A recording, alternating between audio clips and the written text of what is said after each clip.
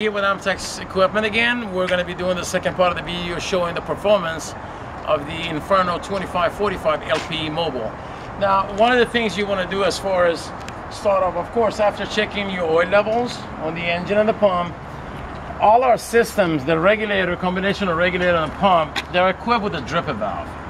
Now, what we're going to do, we're going to go ahead and pretty much make sure that this valve is dripping a small amount of water into the tank. If we can bring the camera closer. You have to do this one in maybe, I don't know, every couple of months. There's no need for you to continuously check it. If you notice, you can see a small amount of water coming in into the tank. I don't know if you can get the camera right there. What this water does, as it drips into the tank, it keeps the head of the pump and also the regulator cool. We know we do have a thermal relief valve at the head of the pump that keeps the eye on everything, but why not have a secondary type of protection? That way, we prevent any kind of unwanted stuff from happening, like, you know, damaging your seals and what have you. By putting the top on, all you gotta do is just line up the top part of this, the tank with the piping, and go ahead and shut it down completely.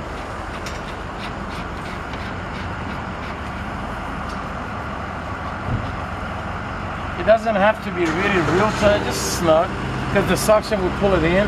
We're going to go to the left side of the machine, make sure your dump valve is shut. We do have a lubrication can here for later that we're going to show you how to lubricate the system. If you leave this valve on, you will not have suction because you're going to have air going into the tank from the back. It will not allow you to create suction in the front. Now, to start this engine, what we have learned so far, as far as our experience working with them, is that there is no need for you to fool with the throttle handle. The best position for the throttle handle is to have it at the low position, which is a throttle. If you notice, you got throttle to the left, which is low, and rabbit to the right, which is fast. One of the first thing you do, you turn the key on. Remember, as we turn the key on, if we bring the camera here, you'll be able to hear the solenoid activating. Now we're looking at front. We do have our key on, great. Now we do have a good amount of water coming in. We're going to be doing floor cleaning, so there is no need for our front bypass to be open. We're going to shut it. We have our vacuum line hooked up to the vacuum inlet, pressure hooked up to the pressure outlet bypass, and of course your garden hose supply line to the right side of it. In order to start it, like I said, you do have the key open for about a few seconds, allow the liquid propane to start flowing, and all you have to do is just, after a couple of tries, you should be able to fire up the engine. We have already run the engine for about 90 seconds to preheat it for you, so you don't have to wait around for us to show its heat production. So anytime you turn this system on, make sure you let it run at high RPM, let's say 3,000 or 2,900 at your discretion, for about good 90 seconds to 2 minutes. Allow the heaters to start charging up some heat. Once you go start cleaning, now the unit is 2 minutes ahead of you producing hot water. That means you'll be the one running after the system, try to get the system to cool off. That's why this is the way we run Infernos, and by you allowing it to go 2 minutes ahead of you, you'll be able to have that constant sizzling heat at your disposal. Very good. We're going to go ahead and start it, and we're going to go ahead and increase the RPM to about 3,000 or 3,100 or 2,900, whatever. We're going to go ahead and then we're going to go inside, do some cleaning, and then pretty much after that we'll come out and do the shut-off procedures. You know, this is a very smooth running engine. Unlike the combustion engine, the gasoline engine, you do get a much smooth ride on those combustion. You won't hear that loud combustion sound. It is because of the liquid LP, which is much milder combustion versus the gasoline. What I'm going to do, I'm going to go ahead and increase my RPM, let's say around 3,000, and then we'll go to the 1, and then we show his power. Slowly we're going to increase it by turning it clockwise very gently and looking at our speedometer. About 1,800.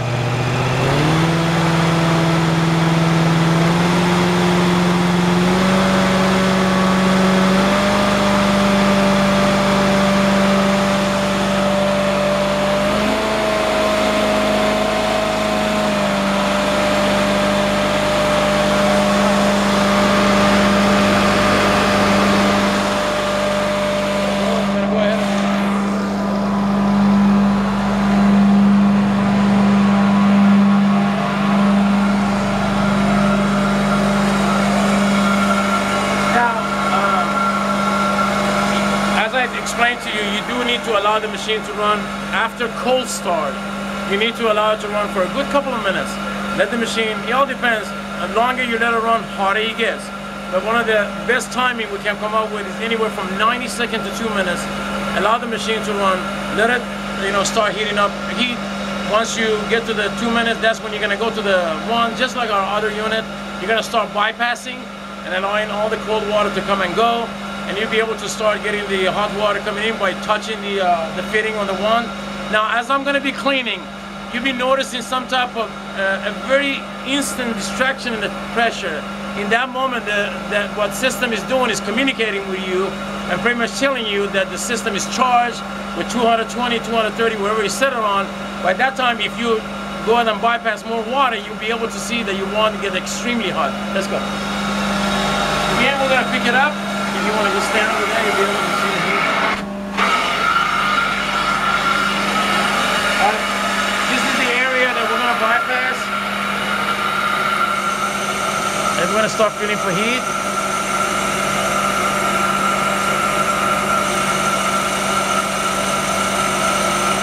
Shouldn't take that long because here we go. Here's your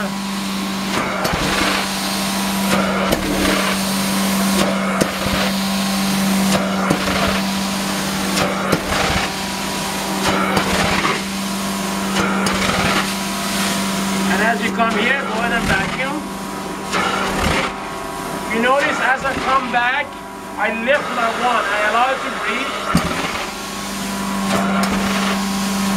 As I've explained to you in prior videos, never suffocate the system. Allow it to breathe. Once you allow it to breathe, you'll be able to allow those belts to be running much more smoother rather than so much under stress. Anyway, we're going to go ahead and continue another stroke.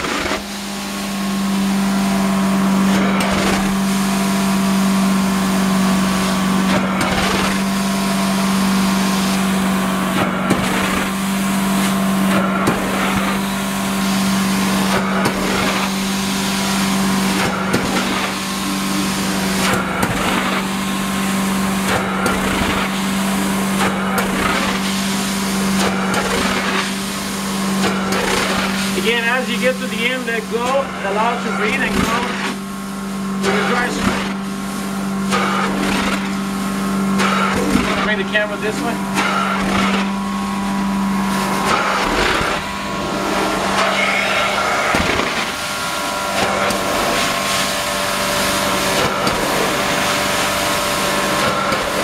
Now, because you have had that dripper valve going into the tank, you don't need to be so much paranoid about putting the one down and bypassing. No. If you happen to be, if you think you're going to be, let's say, on the phone for a long time, you're going to be going and talking to your customer for a long time, it's always good to allow the machine to start disposing some of the heat. Because if you're not cleaning, there is no need for the machine to continuously provide you with a violent heat. So all you got to do, if you're going to be away from the one for too long, have it slightly open. Be able to see the water is disposing here. That way, you're pretty much giving the machine impression that the machine is still carpet cleaning and the machine can maintain itself. We're gonna go ahead and shut it. We can reposition ourselves. Now, every once in a while, again, like I said, you might put your one down. The water inside of your hose gets cold. Why not get rid of that cold water and get the hot sizzling water to you? How? Simple. Open the bypass. Heat. Touch, it can't hold anymore, there it is.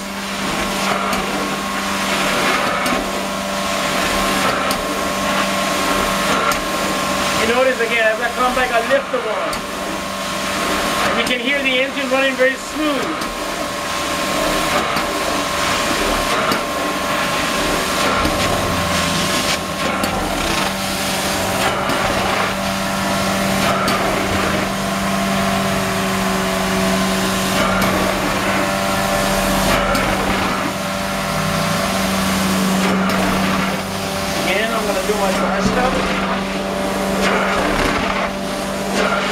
By doing dry strokes, you'll be able to allow, and you help the carpet dry faster because you're picking up all the excessive water.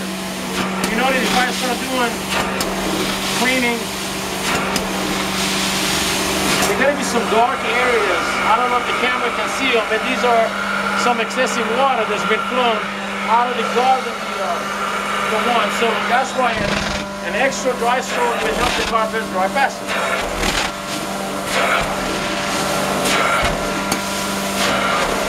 And if I'm thinking that my gun is not hot enough, I do it fast. There you go.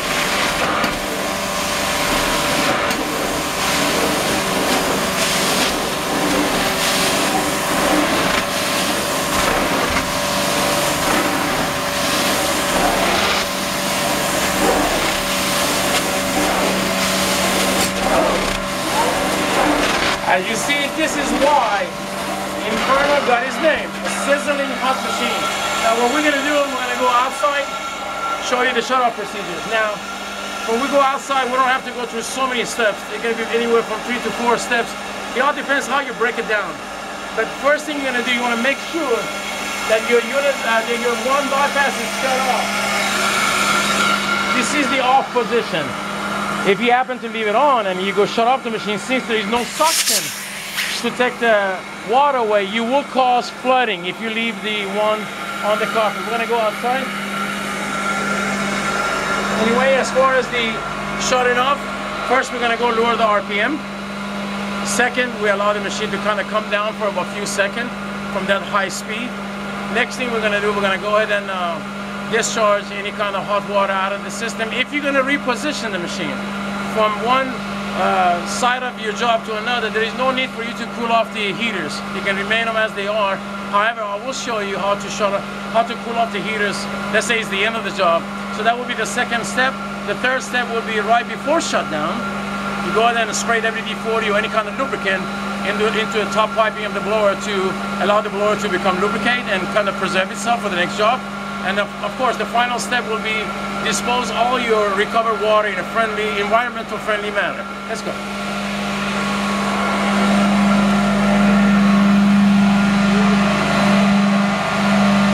Step one.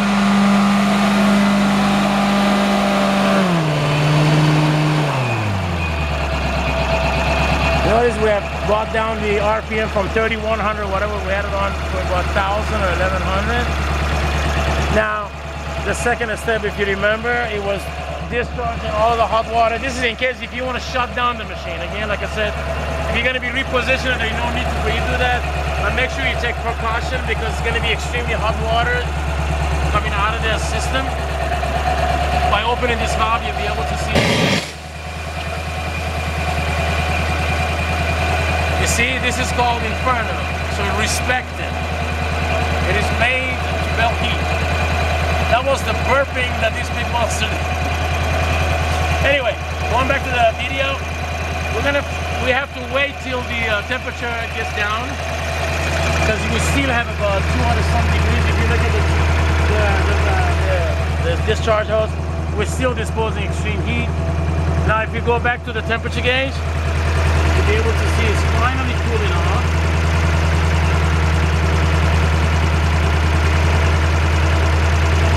Once we reach that area, it's time to lubricate our blower. One of the best ways to lubricate the blower is very simple. Right here, look, there's a valve right here. We have it open. If you notice, I don't know if you can hear it with the sound of the engine. There's a small suction here. So we're just gonna go ahead and take a can of lubricant and just spray it in there for about 5 seconds.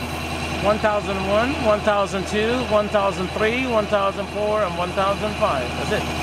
Now, in order to shut down, it's very simple. Unlike the other unit, we're going to go ahead and shut off our main bypass. Unlike the gasoline-powered engine that you have to increase the RPM to burn any kind of gasoline fume, this one you don't have to, because once you turn the key off, your fuel cylinder shuts off and shuts off any kind of LP gas into the carburetor. So the last, pretty much, I would say step 5 or maybe a step 4.5 will be simple. Just go ahead and turn the key off.